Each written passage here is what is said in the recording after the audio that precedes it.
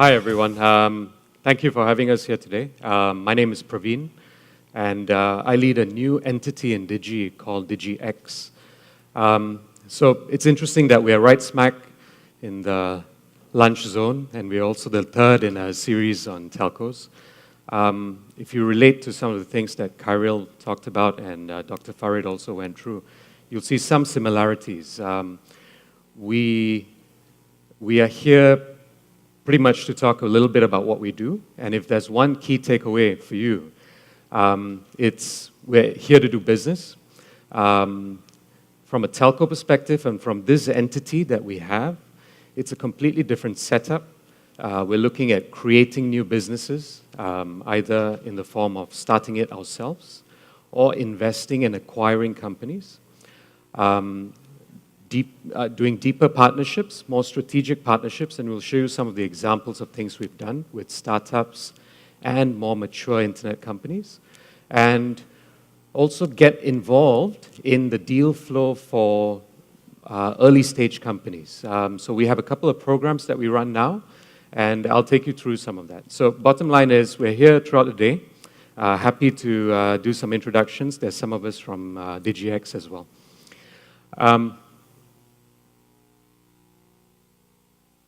So we are part of Telenor. Digi operates in Malaysia, but we are part of the Telenor Group. The Telenor Group exists in 13 different markets worldwide. So there are some operations in Asia, some in the Nordics, and collectively there are just over 200 million customers which are served as part of the Telenor Group. Digi operates in Malaysia. We serve just about 12.3 million customers. And it's a very dynamic market. It's a very competitive market. The telco business is a very competitive market. So what you'll see today is a little bit more of a focus from a business unit. That's Digi, operating in Malaysia, and how we are trying to also transform ourselves going forward. Telenor itself is actually 160 years old. It was founded in 1855 with its original business in Norway doing telegraph. And it has evolved over the years. What you'll see is that we've moved from being traditional fixed players to mobile. And you'll see a lot more things that we're doing today, the things that you see out there and also going forward. We bandy about talking about digital, but it's everything that's disrupting us right now. And we're looking at ways how we would stay relevant going forward. So we, of course, have an aspiration. 5 years down the road, where do we see ourselves? I think the gentleman that spoke earlier also mentioned, most telcos have this sense of a burning platform right now where we are unsure. What we have today, those business models, might not necessarily exist in the same way 5 years or 10 years from now. From a Telenor perspective, on the digital side, we have a digital business unit based out of Singapore. And the sole purpose right now is also to craft and create new business opportunities going forward.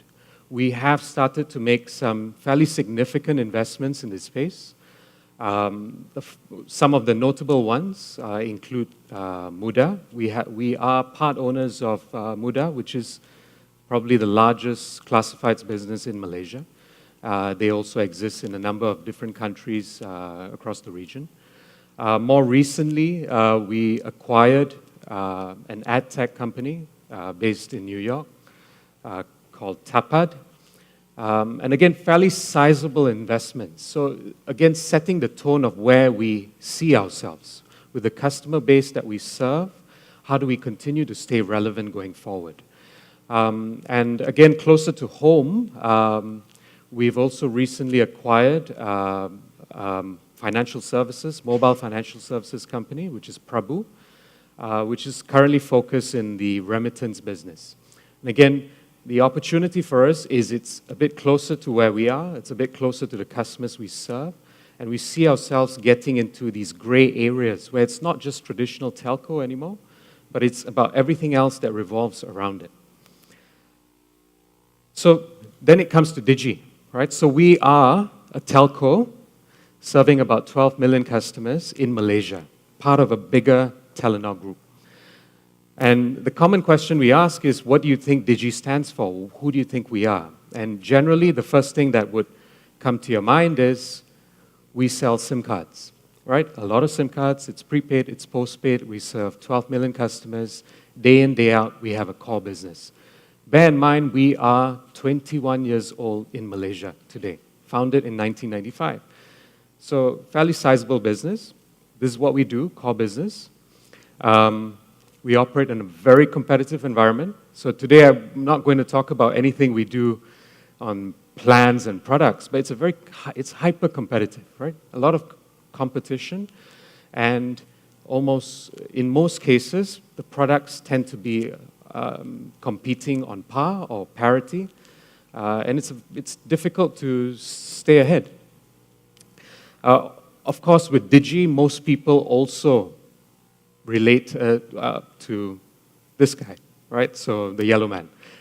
It's more of a brand thing, and it's something that we've grown in Digi. But this is our core business. Our telco business runs, serving the 12 million customers, hyper competitive, and we are on a mission now to also transform how we operate, how we build relevant businesses, not just at a group level, but even in Malaysia. How do we do that? And that comes down to our ambition. So this is actually a slide we use internally, and we are very happy to share it today because it puts us out there a little bit more, that we are trying to be something else in 5 years, right? The telco of today may not exist. We are trying to be more relevant and become the customer's favorite partner in their digital life. The reality is, most of our customers today are using the internet. 99% of the time, it has nothing to do with what we do directly. We are merely the access. And we're trying now to stay connected with what we can do in terms of services. In the past, it's always been about basic partnerships, but we're looking to do more. Hence, we have created a new entity, completely outside of Digi at the moment, called Digi-X, focused in 3 key areas. The first one is on creating digital businesses, whether it means acquiring a business and then operating it, or creating it on our own with new teams, monetizing from some of our platforms, and helping the startup community grow. And the third one is on partnerships. So partnerships with big internet players and also fairly mature startups that are coming out of Malaysia or globally.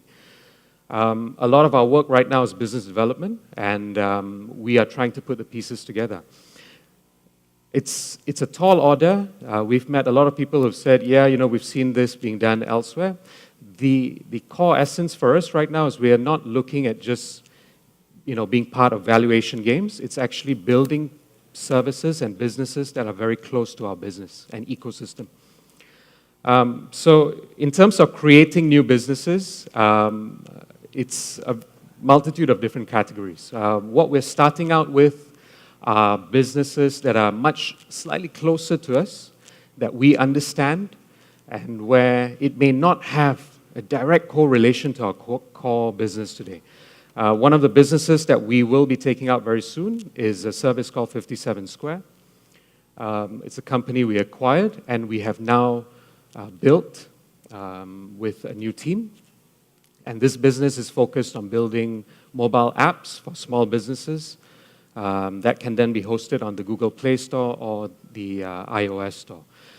Again, this has got nothing to do with our prepaid, postpaid, traditional core business, but it serves as a point of relevance to the small businesses that we serve. So this is just an example. And in essence, of course, we're looking to take this out. My pitch to you here is that we are open to conversations. We'd like to have as many conversations as possible on relevant businesses that we can potentially participate in. On the platform side, we are doing a number of different things. So yes, in the past, we may have been slow, we may have been big. We're a company that's 21 years old, 2,400 employees, but we're not necessarily the slowest. And I think some of the partners that are here with us, you would be able to attest to it. We do have APIs at the local BU level, at our business unit level. We are exposing it via Twilio, meaning developers, startups can actually create new things by connecting to some of these more sophisticated API gateways. We have things like authentication and service bundling, which we do through our group service, which is called Connect. So similar to what you saw with Axiata, most groups are trying to do this, right? We have 13 markets. We build a common API gateway. A startup or a business can connect to us and immediately get access to 13 markets for billing, for authentication, and for a lot more things. And also billing. Billing is a big part of what we do. We are, of course, integrated with Google Play and some of the local game publishers. But billing and distribution are some of the assets that we bring to the table if we were to do any strategic partnerships or joint ventures. Then on the partnership side, so we are, I wouldn't say we are slow, we are big. There are certain things where we're not so nimble, but we have been doing a number of things that are also first in the world. And here I'd just like to relate to a few examples, because the examples are more for me to relate to you on how we can potentially work together. So if you see an opportunity, we'd be very happy to take a conversation. First one is iFlix. So iFlix is, of course, a great partner of ours. When we first met Mark and Azran and the team, it started as a billing relationship. But we progressed very fast. We were able to have very deep, meaningful conversations on the technical side on how we could do frictionless logins.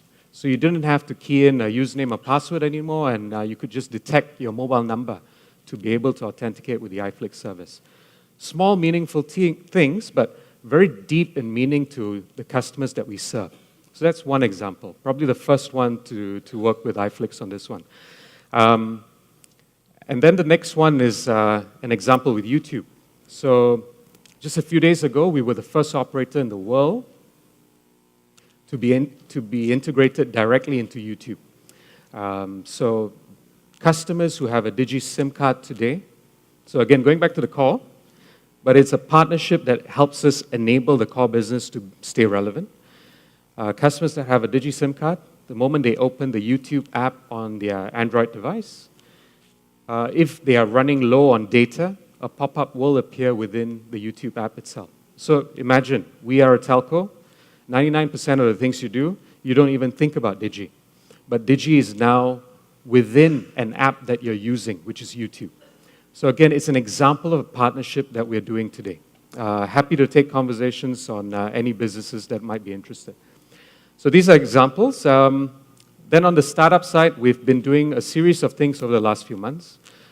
Two specific programs. One is Incubate, which is focused on the ideation and incubation of very early stage companies. And the second one is Accelerate, where we focus on small teams or startups that already have a bit of a prototype and ready to move. These programs are already out in the market. We started the Accelerate program in March, and it's actually part of a much broader initiative in Telenor. The first Accelerate program that we have now is together with DTAC in Thailand and Telenor Myanmar, which are all part of the Telenor group. And we've brought all these startups that we're investing in for things like 4-month boot camps, and we take a specific small round of equity for seed funding of up to 100,000 ringgit. From our first batch, we have 3 startups that we're now very proud to make it part of our portfolio. The first one is Local Usher, which focuses on it's a platform for experiences and activities. The second one is Grab Gas, which is focused on delivering cooking gas to homes. It's a traditional business, but moving into a digital space. And the third one is a startup that's focused on the research and research business and focused on selling validation as a service. So again, very early stage. If you think about this and think about who we are, Digi, you don't really see that direct correlation. But the thing that connects us is the internet. That's core to us. And all these services and startups will require some of that, and they touch the customers that we also serve. That's essentially it. Again, we are here for the rest of the day. There's some of us out here from the team. Happy to take conversations. For us at this stage, it's a lot of business development, a lot of conversations. The email is there if you feel comfortable to email us, and we'll be happy to connect with you. Again, thank you very much.